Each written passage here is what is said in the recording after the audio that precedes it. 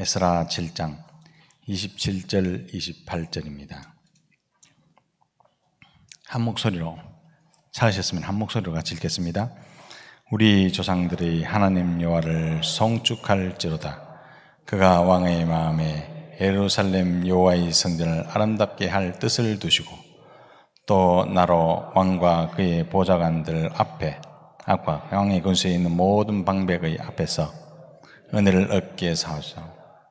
내 하나님 여호와의 손이 내 위에 있으므로 내가 힘을 얻어 이스라엘 중에 우두머리들을 모아 나와 함께 올라오게 하였노라.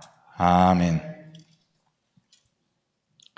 우리 하나님의 평강이 우리 모든 성도들이 가정들과 우리 기업들과 우리 자녀들을 지키시기를 주의 이름으로 축복합니다. 스룹바벨 성전이 재건되고 난 뒤에 백성들이 은혜를 받았을 때는 신앙생활을 잘 할 것 같았습니다. 그런데 60년 정도의 시간이 흐르고 난 뒤에 아마 두 세대가 갔죠. 두 세대가 지나고 난 뒤에 예루살렘 사람들이 신앙이 많이 침체되었습니다.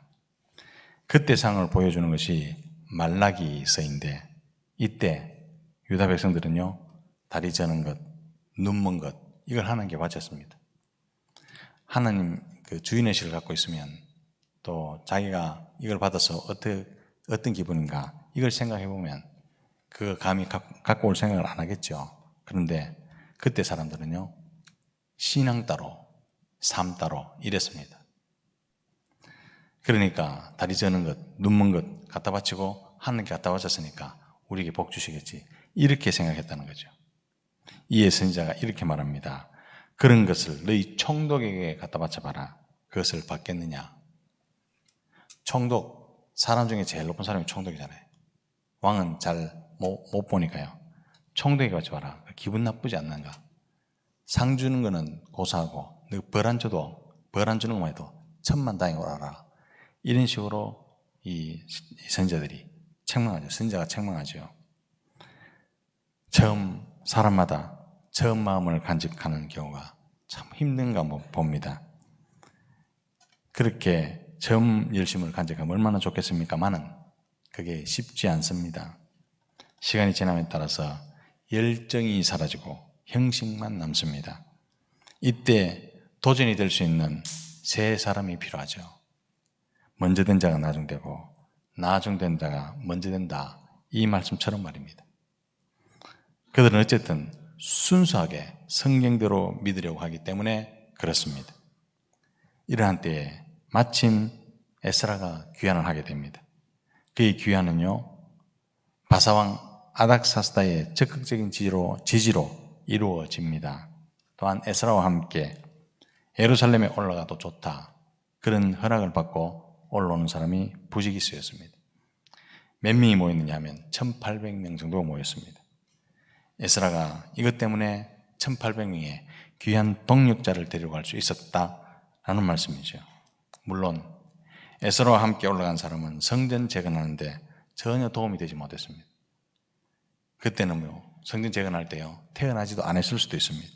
그러나 그들이 최대의 장점은 타성에 젖은 성도들이 아니었고 마음이 전혀 새로운 그런 마음을 가지고 올라간 사람들이었다라는 말씀입니다. 그게 최대의 장점이었습니다. 결국 예루살렘의 부흥은요, 바로 이 세 사람들이 도착으로 인해서 이루어지게 됩니다. 아닥사스다 왕은요, 에스라를 예루살렘으로 보내면서 그를 지원하는 문제를 상당히 신중하게 다루었던 것 같습니다. 우리 14절 같이 한번 읽어볼까요? 14절 1장 14절 시작. 너는 내 손이 있는 내 하나님의 율법을 따라 유다와 예루살렘의 형편을 살피기 위하여 왕의 7 자문관을 보냄을 받았으니. 아멘. 왕과 7 모사들, 그러니까 왕을 모시고 있었던 7명의 모사들은 에스라를 예루살렘으로 보내서 하나님께 제사를 드리고 율법을 연구해서 가르치는 것이 바사에 어떤 영향을 주는지 신중하게 검토하라, 이렇게 지시가 내려왔던 모양입니다. 그리고 조사를 쭉 했겠죠.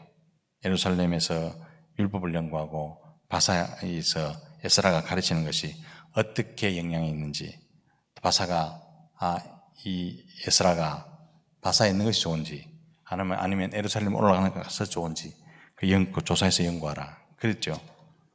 그 조사한 결과요, 과연 에스라가 예루살렘을 올라가서 예배하고 가르치고 연구하고 이게 아주 중요하고 필요합니다, 이런 결론에 도달하게 되었습니다.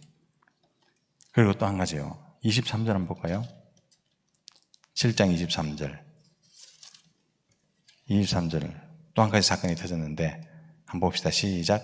무릇 하늘의 하나님의 전을 위하여 하늘의 하나님의 명령하신 것은 삼가 행하라. 어찌하여 진노가 왕과 왕자의 나라에 임하게 하랴. 아멘. 아마 국가적 큰 위기에 빠졌는데 에스라가 말씀을 통해서 해결함 받게 해주고 유다 백성들도 또 자기를 위해서, 그 왕을 위해서요, 기도해 주었던 것이 큰 도움이 되었던 것 같습니다.